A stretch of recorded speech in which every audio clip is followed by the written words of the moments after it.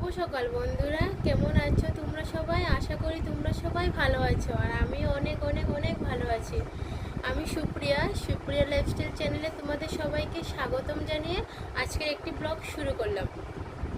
আজকের ব্লগটা একটু অন্যরকম বলতে বাসি কাজ সব কিছু কিন্তু আমি সেরে চলে এসেছি, স্নানও করে নিয়েছি। এখন কিন্তু তোমাদের সাথে কথা বলে আমি যাব নারকেল গাছের তলায়। আজকে আমাদের নারকেল গাছে নারকেল পাড়া হবে, তো তোমাদের সাথে ওটাও শেয়ার করব। আর কিছু কথা কি বলবো বন্ধুরা, তোমরা তো আমার ভিডিওটা দেখছো ঠিকই, কিন্তু কেউ কিন্তু একটা সাবস্ক্রাইব করছো না, আর লাইকও করছো না, কমেন্টও করছো না। প্লিজ তোমাদের কাছে আমার অনুরোধ রইল, তোমরা আমার চ্যানেলটাকে একটু সাবস্ক্রাইব করে দিও।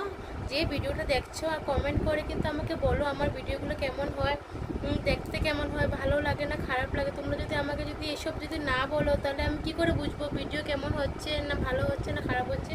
তাই তোমাদের সবার কাছে আমার একটু অনুরোধ রইল, যে আমার ভিডিওটা যেখান থেকে দেখছো প্লিজ একটা সাবস্ক্রাইব করে আমাকে জানিও তোমরা কোথা থেকে ভিডিওটা দেখছো, আমার ভিডিওটা কেমন লাগে, তোমাদের ভালো লাগে না খারাপ লাগে। ঠিক আছে, চলো অনেক বকবক হয়েছে, এখন নারকেল গাছের তলায় যাই, দেখাই তোমাদের কীভাবে নারকেল পারে, কত নারকেল হয় আমাদের। চলো, এই যে নারকেল গাছের তলায় কিন্তু আমি এসে পড়েছি। এই যে দেখো, অনেক নারকেল কিন্তু হয়েছে, নারকেল কিন্তু পেরেও নিচ্ছে।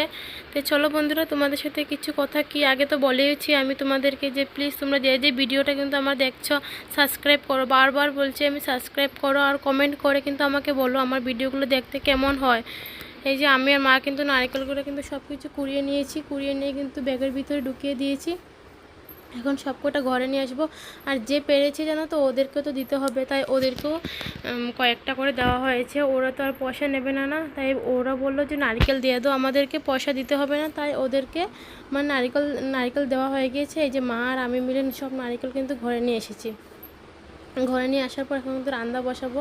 অনেক বেলা হয়ে গেছে, বাবা দেখেছি মাছ এনে রেখে আবার চলে গিয়েছেন বাজারে। এই যে মা কী করেছেন, উনি মাছ নিয়ে কলতলায় চলে এসে পড়েছেন। এই যে উনি আমাকে মাছ ধুয়ে সবজি কেটে দেবেন, তারপর কিন্তু আমি রান্না বসাবো।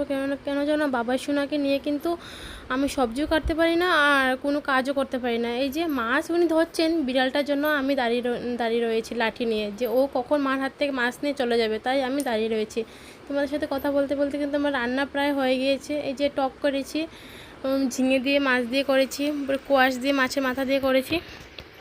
আজকে অনেক সিম্পল রান্না বন্ধুরা, তোমরা প্লিজ আমার চ্যানেলটা সাবস্ক্রাইব করে দিও। বাই, এখানে ব্লগটা শেষ করলাম।